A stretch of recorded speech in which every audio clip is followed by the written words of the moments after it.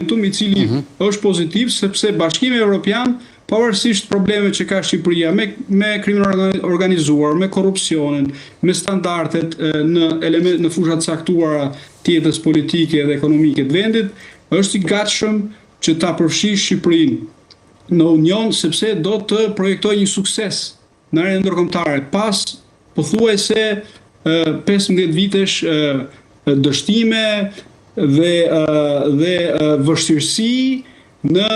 projektimin e Unionit e Bashkimit Evropian si një fuqi globale. E kujtoj këtu që zgjerimi ka qenë një ndër politikat më suksesshme të Bashkimit Evropian ndër vite. Fakti që nuk ka arritur dot të integrojë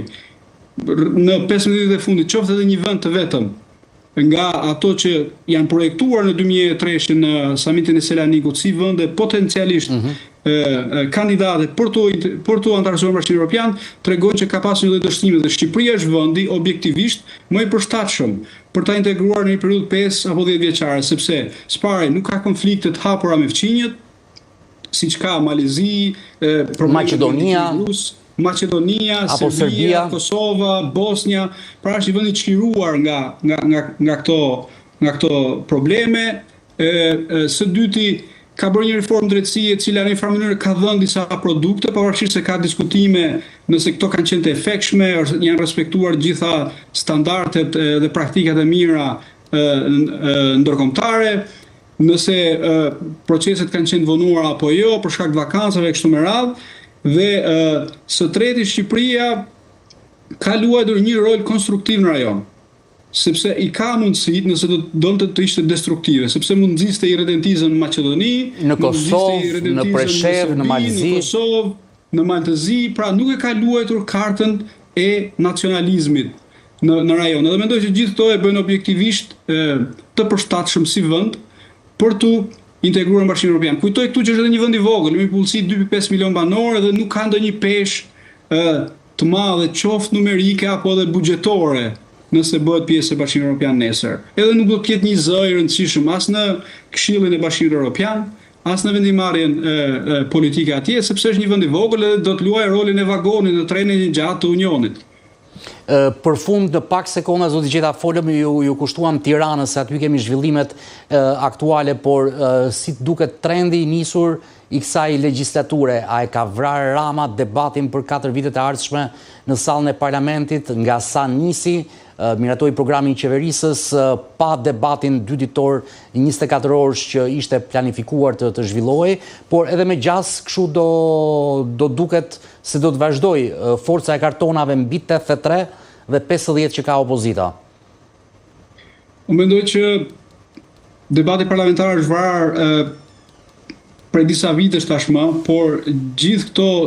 taktika që po ndjek qeveria nëpërmjet ndryshimeve të befat rregullores, nëpërmjet provokimeve me ministren Djella, pra të inteligjencës artificiale, Djellën, dhe mungesës seriozitetit në tërësi në jetën parlamentare, sepse ai paraqitet shumë rrallë në parlament, siç e keni vënë re. Dhe kjo tregon që nuk është interesuar për një debat thelbësor parlamentar, sa i përket programit qeverisës, por dhe nismave ligjore që ndërmerren aty. Por fatkeqësisht unë vëzhgoj që edhe opozita, pavarësisht se ka zëra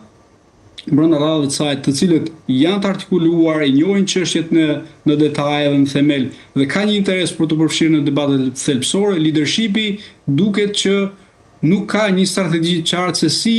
do t'i kërkojë llogari qeverisë në parlament, edhe nuk ka duket një dëshirë për t'u angazhuar në debate serioze dhe thelbësore. Pse?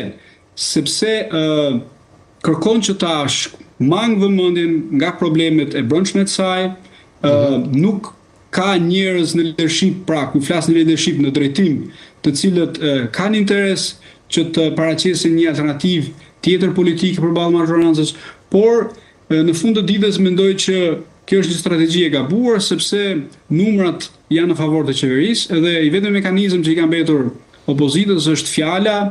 artikulimi dhe paraqitja e një alternative krejt tjetër në raport me qeverinë, me emra të besueshëm, të cilët artikulojnë politikisht, por edhe ndërtojnë një vizion se si e shikojnë ata Shqipërinë në 10-15 vitet e ardhshme. Në një moment ku mendoj që vendi përballet me sfida shumë mëdha, siç është rrugëja demografike, ndikimi krimit organizuar dhe korrupsionit në vendimarrjen publike. Është e vështirë të dallosh në parlament se për çfarë qëndron opozita, për shembull.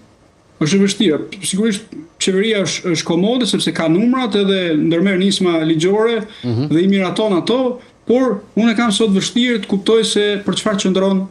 Partia Demokratike. Kush janë shtyllat kryesore të programit të saj dhe kush është vizioni i kësaj partie për Shqipërinë e 10, 15, 20 vitet e ardhshme.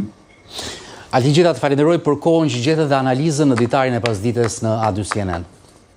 Faleminderit ju. Ishte kënaqësi. Ne do të kemi të nderuar teleshikues një hapësirë të shkurtër publicitare, rikthehemi sërish drejt për drejt.